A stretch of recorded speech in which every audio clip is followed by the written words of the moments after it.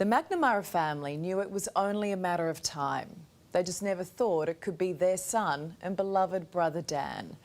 The plague of youth crime and the all too common story. Teens on bail in a stolen car. An innocent person pays the price. Very, very, very angry. I'm very angry because the system is broken and these fellas are rolling free and don't care. You hear a noise and you're looking out. Is someone coming? What do I do? Has anything changed in town? It's just gotten worse, and we didn't think it could get worse. Legislation needs to change. There's too many loopholes for bail. You are suffering the worst possible consequences. This is worse than being locked up in jail, losing your brother. Yep. It's a void that can never be filled with anything. I've lost my brother, I've lost my best friend. See that one there? Yeah, that's the 90s. Yeah. When a life is taken, an incidental click of a camera decades ago becomes a priceless treasure. We haven't looked at these in years. Birthdays. Look at him, he grew a beard there then. I know. First photos. And darling, you got his first baby photo. Oh, and what's he Yeah. got? Is it a little donkey.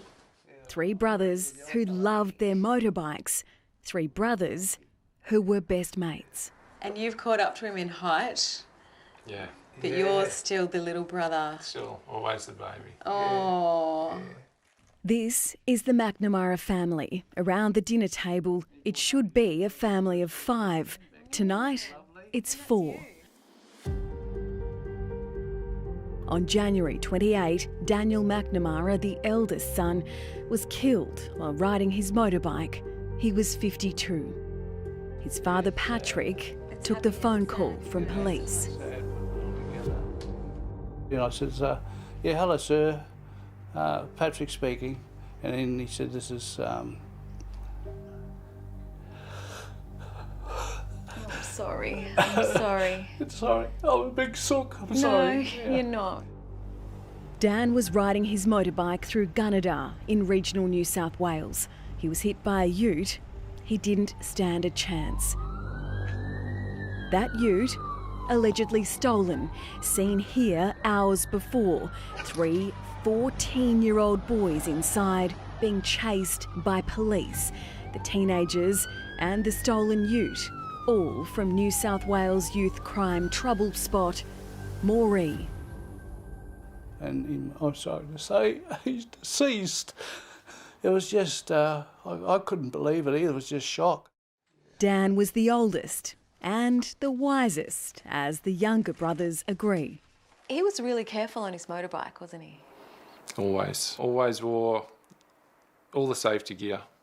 He would send me and Dave clips on safe riding. So he looked after us. He wanted us to be safe as well. You know, when you say, I love you like a brother, that was us. Yeah. Like, yeah.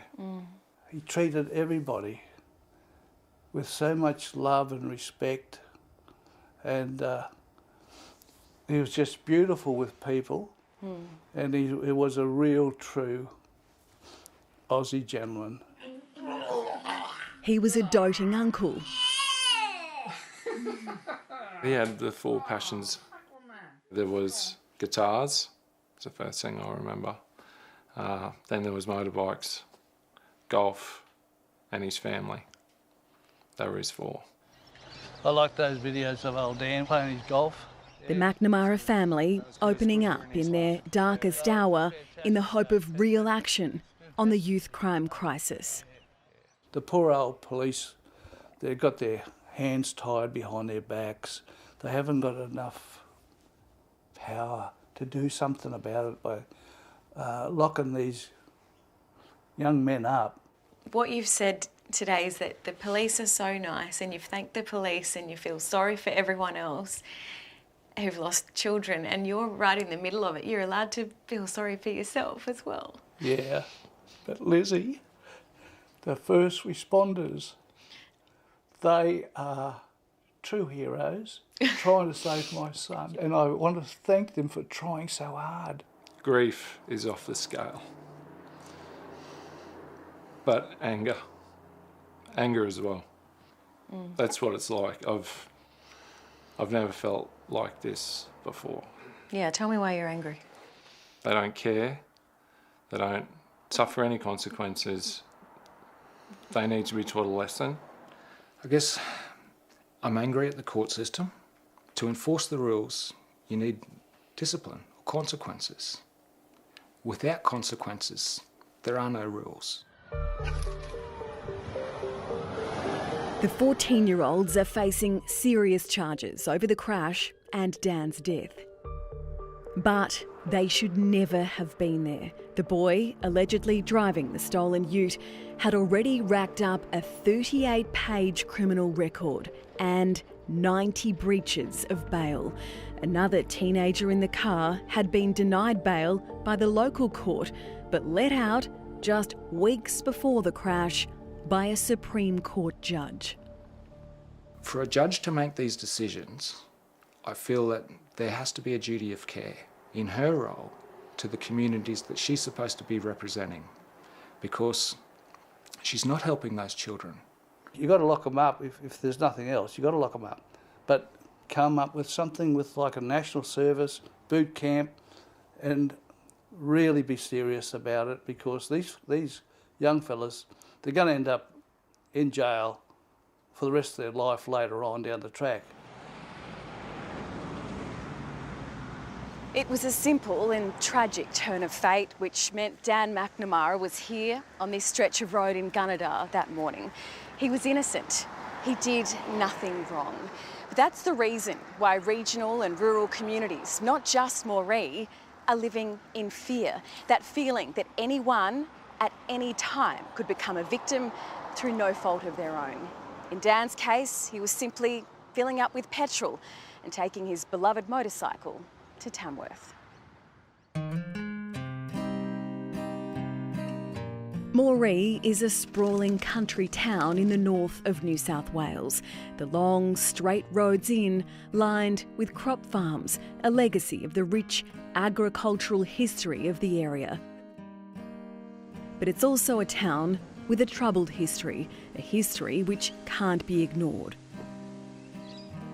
Moree, once a town of segregation and harsh treatment of the Indigenous population. A lot of the services in town are trying to fix from a third generation issue. The parents and the grandparents of these children have been through horrendous traumas. By night, it's a town living in fear.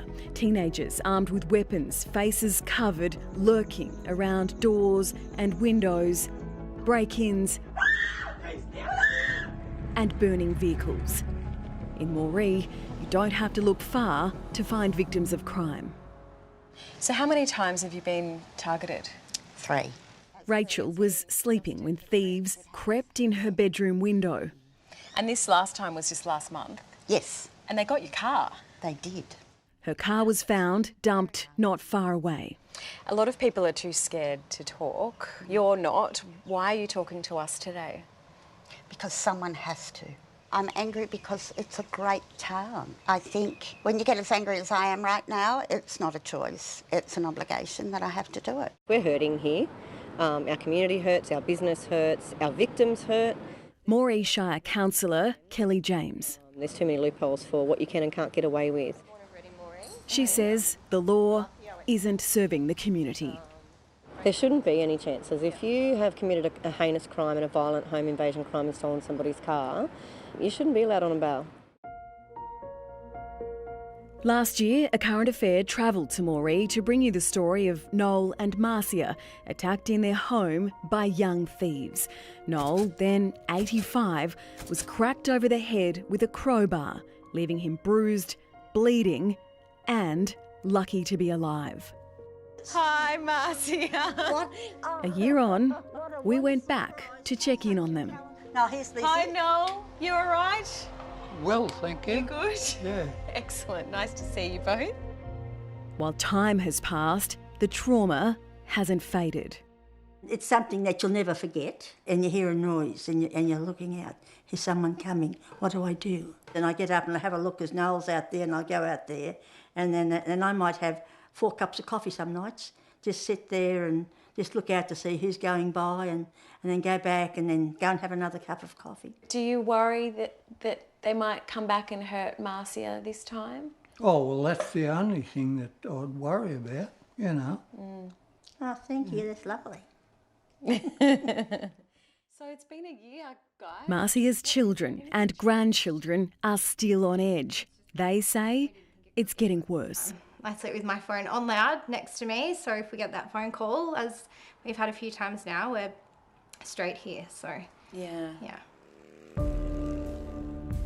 While the young offenders continue to terrify a town, Noel and Marcia are forced to take desperate measures. You've got wasp spray. What is this for? If you ever have any intruders, use it. A year ago, Patrick and the McNamara family watched our story about Noel and Marcia. You saw that story, didn't you? Yes, I did. Yeah, I felt very, very sorry. You were worried that someone was going to be killed. I was. And it's so sad, but it's your boy that was killed. Isn't it sad? Dan lived and loved to ride. A man who should still be here, but a man whose death his family hope urges politicians to get tough on kids involved in serious crimes. Tonight, the McNamara team is a man down. Here's to Danny, Here's to Danny. To Dan. To Dan. my beautiful son. Love you, Danny. Love you, Dan. But together, we'll fight on. See you, mate. They're doing it for Dan.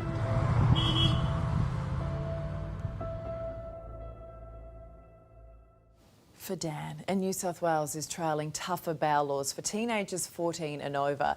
It's seen the number of young people locked up for serious offences double. But that means nothing if there's not then some form of rehabilitation to help break the cycle of violence. Without that, the community will never be safe.